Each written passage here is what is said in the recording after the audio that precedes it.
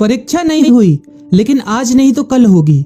ये कोरोना महामारी आज नहीं तो कल जरूर खत्म होगी। स्कूल कॉलेजेस कभी ना खुलें, ऐसा नहीं होगा।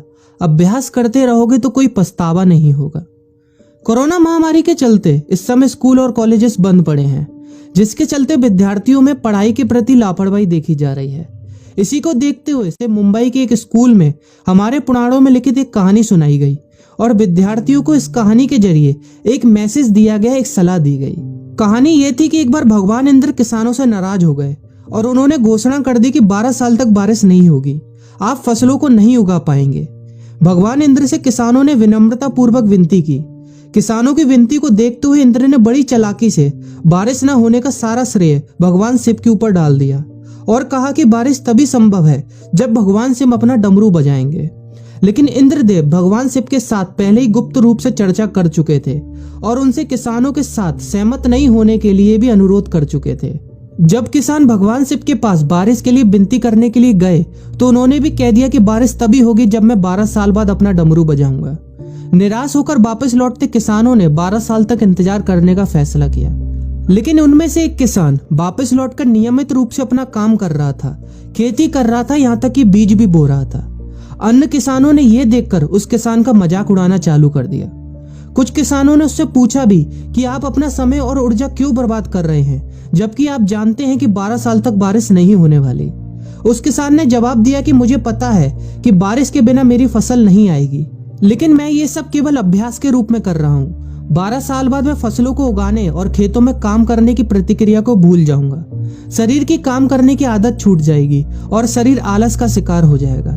इसलिए मैं अभ्यास करता रहता हूँ कि जब 12 साल बाद बारिश होगी तो मुझे काम करने में मुश्किल नहीं होगी। जब इस किसान की यह बात पार्वती जी को पता चली तो उन्होंने भी चिंतित होकर शिव जी से कहा, आप भी 12 साल बाद डमरू बजाना भूल सकते हैं। यह सुनकर भगवान शिव भी चिंतित हो गए, इसलिए कहीं वो डमरू बजाना भूल तो नहीं गए, इसकी जांच करने की सोची और अपना डमरू उठाकर बजाने की कोशिश करने लगे। कोशिश करते हुए जैसे ही डमरू से आवाज आई वैसी बारिश होने लगी और जो किसान नियमित रूप से अपना काम कर रहा था उस किसान का खेत फसलों से हरा भरा हो गया। लेकिन बाकी सभी बारिश का इंतजार करते किसानों को पछतावा हुआ, क्योंकि उन्होंने अभ्यास करना भी छोड़ दिया था। इसी तरह 2 सप्ताह बाद, 2 महीने बाद या 2 साल बाद लॉकडाउन समाप्त हो जाएगा। कोरोना महामारी भी खत्म हो जाएगी। इसे घूरने या इस महामारी के खत्म होने तक का इंतजार करने से बेहतर है कि आप जिस कक्षा में हैं या जिस अगली कक्षा में जाने वाले हैं उसका अध्ययन करें। पुस्तकों का अध्ययन करके अपने कौशल को तेज करें। आपके पास जो ज्ञान है उसे और बढ़ाएं। इस समय का इस्तेमाल करें और ये सोचें कि आप और भी बेहतर कैसे कर सकते हैं, क्योंकि डमरू कभी भी बच सकता है। इसलिए अभ्यास करते रहें। अभ्यास ही गुणवत्ता का सार है। अभ्यास ही है जो आपको किसी भी क्षेत्र में पूर्ण बनाता है। अगर आप अपनी पढ़ाई के प्रति लापरवाही छोड़कर अभ्यास करते रहेंगे तो जब काम करने का समय आएगा, जब भी परीक्षा देने का समय आएगा, तो आप हर चुनौती और अपने हर क्वेश्चन का जवाब देने के लिए तैयार रहेंगे। अपना ध्यान रखें और अपनों का ख्याल रखें, क्योंकि कोरोना भी गया नहीं है। घर पर ही रहने की कोशिश करें ताकि आप भी और अन्य भी सुरक्षित रहें और नियमित रूप से अभ्यास करते रहें, क्योंकि डमरू कभी भी बच सकता है।